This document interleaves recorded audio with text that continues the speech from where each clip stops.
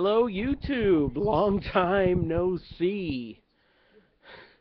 Should have done this a long time ago, but you already saw the belt in my last video talking about Kevin Owens completely destroying John Cena after their Money in the Bank match. So you know the belt that I'm going to be reviewing today.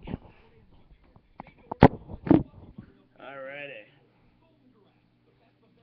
My homemade NXT championship. And yes, this is the first homemade championship where I did use a stencil to make the center plate. And yes, with this championship, when making it, using a ruler to make a stencil is your best friend. But one thing, it is a pretty easy and simple belt to make. And let's get into it. There's the main plate, your NXT letters, gold with silver outline, and then the side plates, silver with gold outline, and if I can get it looking all right. Actually, you can't really tell much, but yeah, hand-drawn WWE logos. And another thing, the snaps on this is pretty much one of the homemade belts where the snap setting on this championship is not just for function, but more or less for also part of the strap design. There's the gold tip. I make all my gold tips myself too. So I did have this originally done a while ago, but I wanted to remake it because the original strap wasn't good enough to my liking.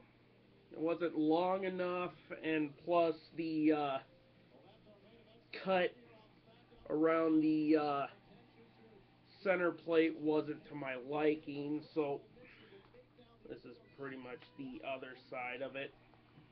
Black duct tape backing like all my belts. So, and yes, the center plate is held in via Chicago screws plus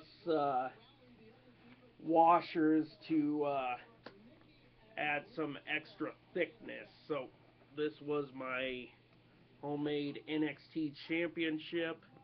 And plus one thing, with drawing the new WWE logos, they are fucking hard as hell to make. And basically this is, let's lift this up, this is the belt over my shoulder, kind of like that. And this is it. Kind of put it around my waist. God damn it. This is what it looks around the waist. And yes, don't want to show you my ass.